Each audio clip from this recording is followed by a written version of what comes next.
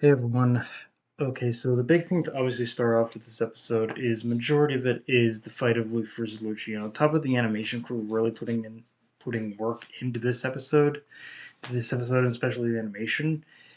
We also learned that Lucci, much like Luffy, has awakened his devil for power, and I will admit, much like my thoughts on when it happened in the manga, I like how this does serve as another showcase of Luffy and the Straw Hats aren't the only ones who got stronger. Lucci has spent just as much of that time getting stronger as well, showing that being being defeated by Luffy definitely changed something in him. In fact, throughout the entire fight, you can catch glimpses of Lucci kind of having the look of someone who's been preparing for this rematch. Like he's been waiting when he sees Luffy again, and well, which I'm not gonna lie, does make it all the more painful on my recollection from painful that from my recollection past this fight, Lucci basically gets backseated by the plot. Now, the stuff that happens from here is insane enough to warrant pushing Lucci to the side, as we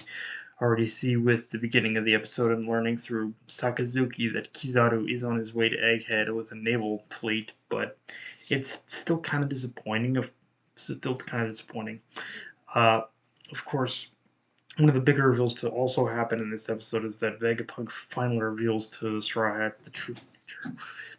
And the little detail I like in this reveal is Robin's reaction specifically, because even if she doesn't fully understand the meaning, she definitely understands the implications. Like you can see the wheels turning in Robin's head, and I think for her, she is kind of putting two and two together that, oh, Nika and Joy Boy are basically one and the same person.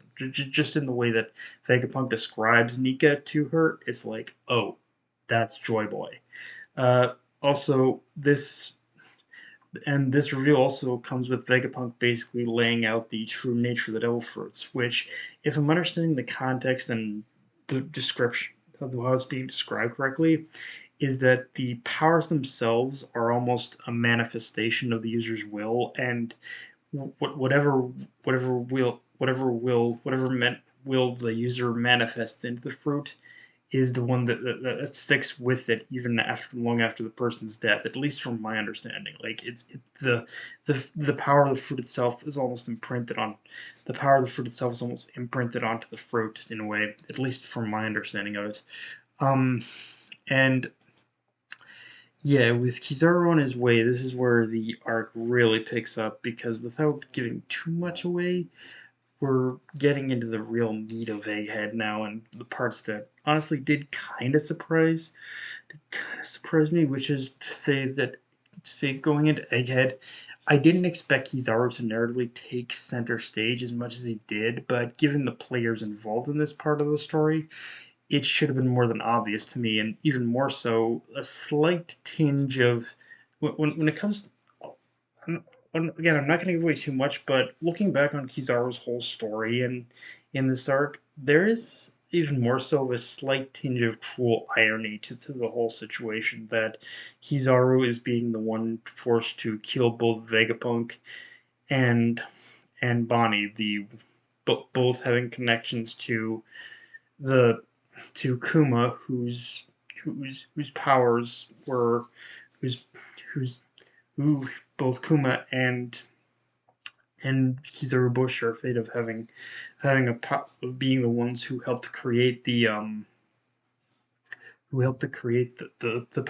early versions of pacifistas too. So it's kind of like, yeah, Kizaru having to do this is there's a cruel twist of fate and irony in this situation, to be sure. Um, and and getting back to the fight itself, though, I like how early on, before the fight even starts, we get some build up of Kaku and Stussy saying, "You must not fight Luffy," and Chopper and Jinbei reminding Luffy to do the same. But ultimately, like, this is one of those situations where I feel bad for all the secondary parties involved in this, because they're the ones who are just trying to keep the peace. But ultimately, a fight was inevitable regardless. But But for me, the part I found the most fascinating about this fight in general is when Luffy transforms into Gear 5 Nika mode, because in retrospect, it does feel like Luffy activating that power so early into the fight was a little premature, especially given what Luffy and the others are going to face later. Like, yeah, I feel like more than ever, and it's honestly not even about Luffy not using the power of Nika, but more so choosing.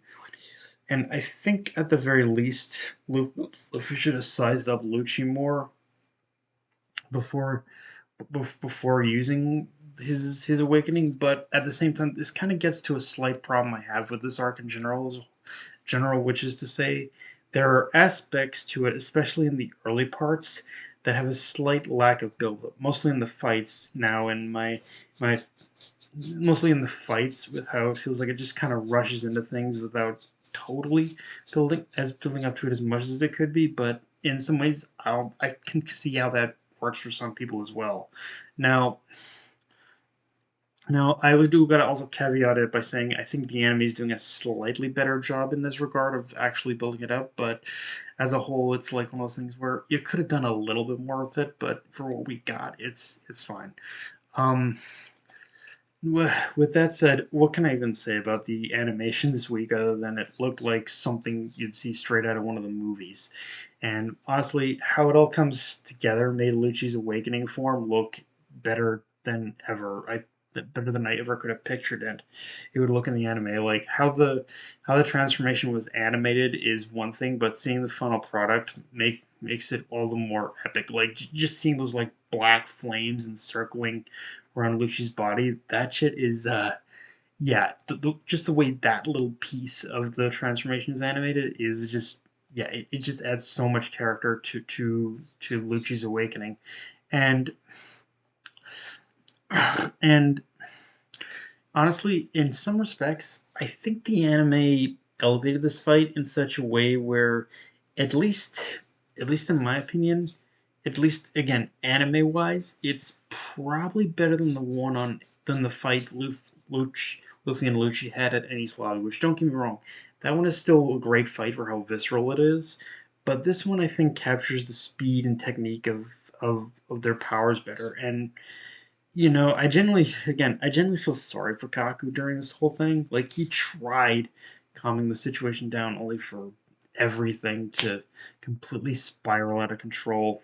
And on another note about the artwork, though, the episode also gives us a pretty cool visual where Stussy is explaining the hierarchy of who controls the Seraphim, and we get a couple of very stylized title cards representing each faction of like the five Elder Stars, Vegapunk, Sentamaru, the CP0, all that, and I like how through that explanation we see that yeah, Lucci provoking Luffy did have a certain consequences as him Luffy kind of caused Vegapunk to take action, although simultaneous to that, it is kind of those things where it was probably Lucci's plan the whole time to do so, because Lucci himself seemed to at least be some. Because Lucci, even shortly after Sentamaru appears, Lucci basically knocks him out, and takes control of the Seraph, basically orders the Seraphim to follow his orders. So it's like he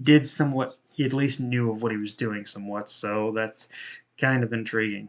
Uh, but yeah, guys, that's pretty much all I got for this review. If you enjoyed the video, like, comment, subscribe. I'm on Twitter, Analyst Crunchyroll, but shouldn't forget your bell, subscribe button, and just share the video around, guys. Dark Knight of Illinois signing off. Later, everyone.